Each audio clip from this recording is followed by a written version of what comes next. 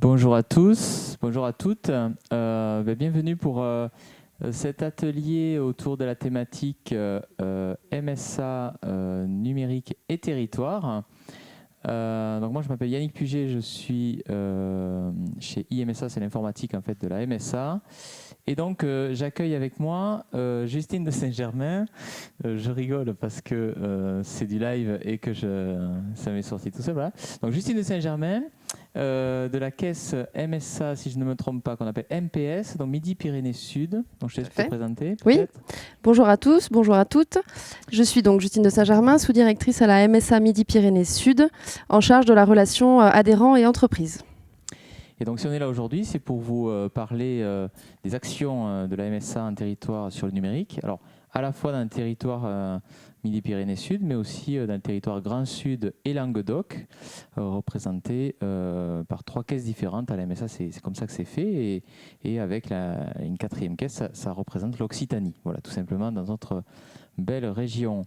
Et donc, on va parler des initiatives. Alors, peut-être une première initiative dont on peut parler, c'est une initiative autour de France Service, qui est une initiative où la MSA est missionnée en fait par l'État et pas que la MSA, Caisse des dépôts, la Poste, etc.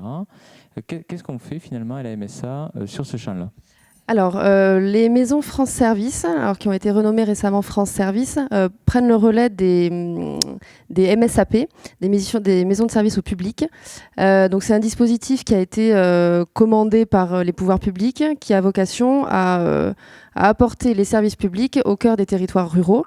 L'idée étant que chaque canton du territoire national soit couvert par une maison de service au public, une France Service, pour que tous les citoyens aient un accès à moins de 30 minutes de trajet de chez eux, des services publics essentiels, la Poste, la MSA, donc pour ce qui nous concerne évidemment, l'assurance maladie, la caisse d'allocation familiale, la caisse primaire d'assurance maladie, la justice, les services de délivrance de titres, etc. etc. Vas-y, Yannick, si tu veux. Et l'objet, c'est voilà, d'amener tous ces services-là qui ne sont pas forcément évidents pour la population en territoire au travers de lieux partagés. Ce qu'on peut dire aussi, c'est que sur le territoire du Languedoc, une voiture sillonne le territoire pour amener ces services au plus proche des habitants, puisque dans un souci d'inclusion numérique et pour éviter ces fameuses zones de fracture numérique, pour reprendre les termes consacrés, cette voiture elle permet finalement de permettre à des gens qui n'ont pas de réseau informatique ou de 3G, 4G, maintenant 5G, d'accéder aux services de l'État. Donc c'est une mission phare de la MSA du Languedoc. Peut-être sur le territoire MPS, on peut citer d'autres actions sur ce sujet-là ? Oui, alors peut-être pour en finir avec les France Services, simplement dire que l'un des objectifs de ces maisons de services au public, de France Services, c'est de faire un accompagnement de premier niveau sur les services en ligne de l'ensemble des services publics que j'ai cités précédemment. Donc les agents de ces structures sont formés à toutes les législations donc des services publics qu'ils représentent et sont formés principalement à guider les adhérents, les assurés, les citoyens sur les services en ligne que vous connaissez, que vous utilisez tous au quotidien. Voilà, pour les plus âgés, les plus éloignés du numérique, pour les accompagner à faire leur première démarche et ensuite les rerouter vers les agences et les sites d'accueil plus costauds qui sauront leur donner des réponses plus précises sur leur dossier. C'est une mission capitale parce qu'en fait, il y a des objectifs en fait, de numériser les services pour les citoyens. Donc, et il est important qu'il y ait un accompagnement parce qu'il y a toute une frange de population. On pourrait croire que c'est lié à l'âge, mais pas du tout. Cet éloignement du numérique, ça va faire en sorte que pour les démarches quotidiennes, s'il n'y a pas cet accompagnement, mais il y a beaucoup de gens qui seront perdus tout simplement. Donc c'est ça qui est important dans cette émission. Pour nous, c'est un vrai enjeu aussi que les gens soient rendus autonomes pour la gestion de leur dossier administratif en tout genre, vu les contraintes de gestion que nous aussi nous avons, de pouvoir rendre les gens les plus autonomes possibles et se consacrer qu'aux cas les plus difficiles et que les cas les plus standards soient traités le plus automatiquement possible. Alors peut-être donc c'est vrai que c'est un dispositif qui existe France entière. Et la MSA du Languedoc a effectivement cette voiture qui sillonne les routes des territoires ruraux et qui va s'installer dans les mairies, etc., pour accueillir de façon itinérante les citoyens. C'est un dispositif qui donc est piloté par beaucoup de MSA. Alors, ces France Service, elles peuvent être portées par les opérateurs, les 9 opérateurs socles que j'ai cités tout à l'heure. Et la MSA a l'ambition d'être elle-même porteuse de ces structures, certaines d'entre elles en tout cas. Et nous, sur MPS, on est en plein déploiement de ce dispositif aussi, hein, sur Midi-Pyrénées Sud, en particulier dans les zones vraiment les plus éloignées, notamment les zones de montagne, entre deux vallées, voilà, dans les Pyrénées. Où l'accès aux services publics est rendu extrêmement difficile. Il y a pas mal de services publics qui désertent un peu ces territoires par manque de monde. Donc le fait de pouvoir aller d'une vallée à l'autre, d'une mairie à l'autre, s'installer un jour dans l'une, le lendemain dans l'autre, etc., ça permet à chacun d'avoir cet accès aux services publics et donc d'être accompagné sur le numérique. On peut même sortir un petit peu d'Occitanie et je crois qu'en Provence, je crois, ils ont déployé carrément un bus qui se déplace dans les territoires, plutôt dans les villages, pour permettre d'accéder à tous ces services numériques et de bénéficier de cet accompagnement de premier niveau. Ouais, tout à fait. On peut citer aussi, je pense, puisqu'on parle de territoire et de numérique, des initiatives notamment dans la partie, ce qu'on appelle Grand Sud, nous, c'est entre, je dirais, Narbonne et Perpignan. Et Carcassonne, voilà, tout cet axe-là. En fait, il y a des initiatives en cours. Alors, avec la crise sanitaire, on a tous été un petit peu, je dirais, isolés pour quelques semaines au départ. Et on était un peu loin des services, tout simplement.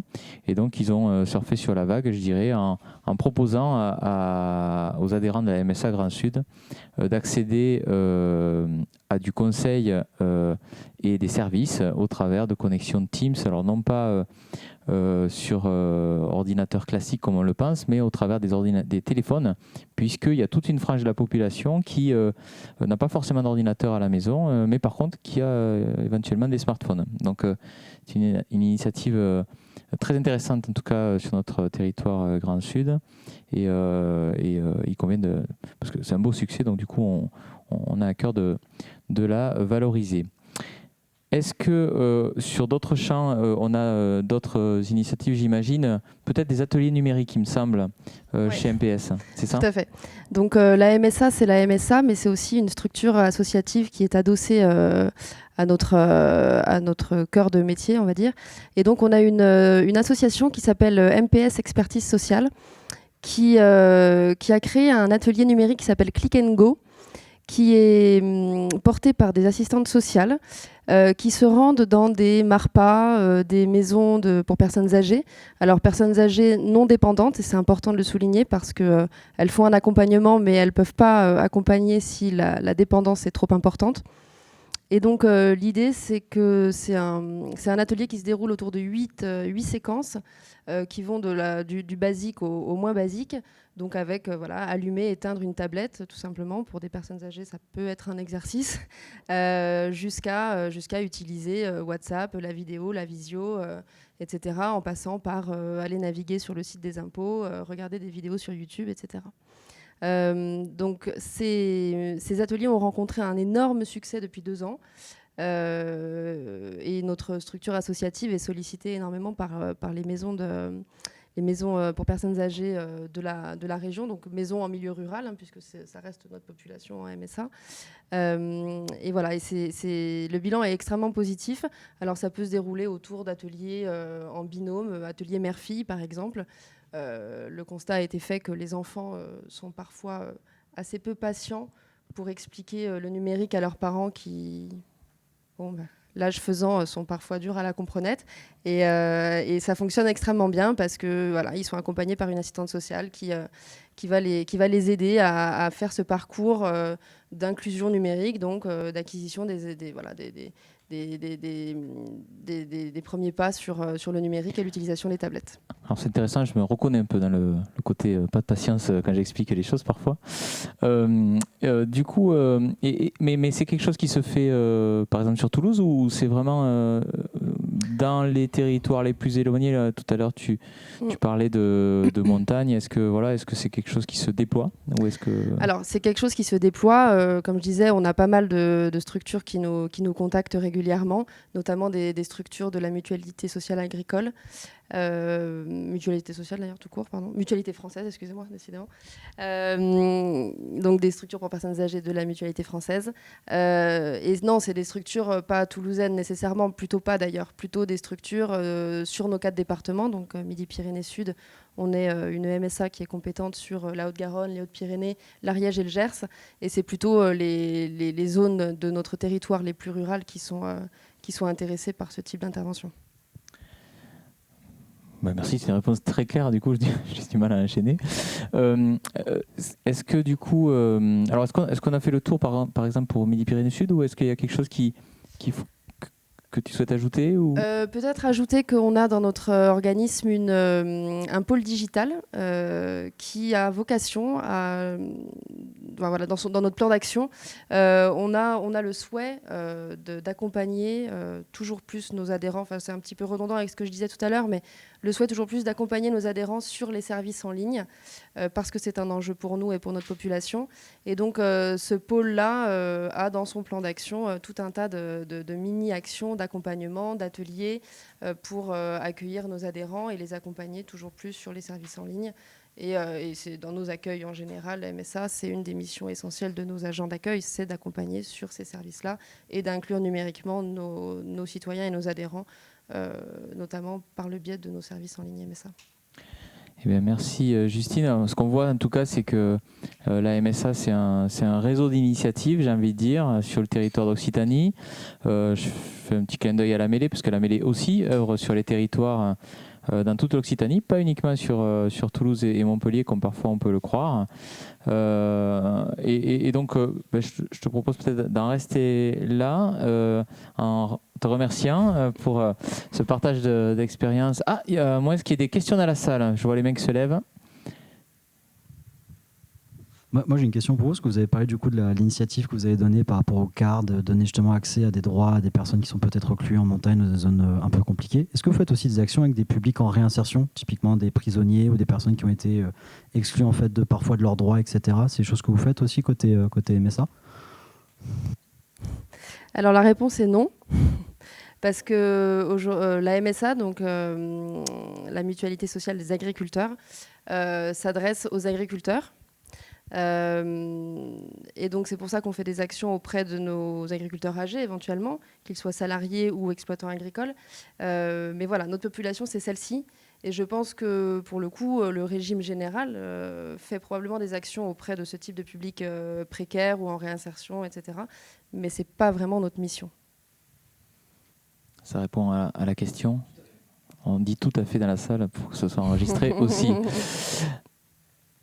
S'il n'y a pas d'autres questions, je regarde, non. Eh bien, je vous remercie à tous pour d'avoir assisté à ce petit atelier et je remercie Justine de sa participation. Merci. Avec plaisir. Et puis, on reste connecté, comme on dit dans le monde digital, pour de plus amples explications.